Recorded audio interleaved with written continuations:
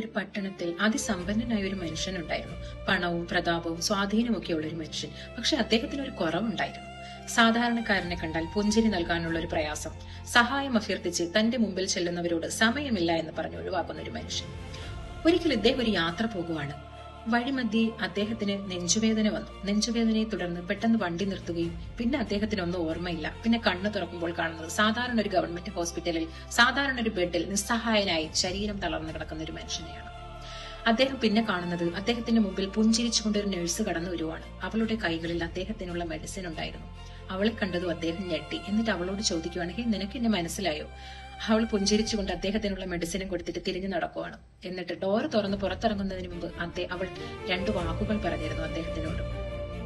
Sir, പണം കൊണ്ട് വാങ്ങാൻ പറ്റുന്നതല്ല ആരോഗ്യവും ബഹുമാനവും. ഒരു മനുഷ്യന്റെ മനസ്സിൽ സ്ഥാനം പിടിക്കണമെങ്കിൽ സാറിന്റെ കയ്യിലുള്ള പണം കൊണ്ട് പറ്റില്ല, മനുഷ്യത്വം കൊണ്ടേ പറ്റുള്ളൂ. അങ്ങനെ കുറെ മനുഷ്യ സ്നേഹികൾ ഉള്ളത് കൊണ്ടാണ് സാറിന് തക്ക സമയത്ത് നമ്മുടെ ഹോസ്പിറ്റലിൽ കൊണ്ടെത്തിച്ചത്.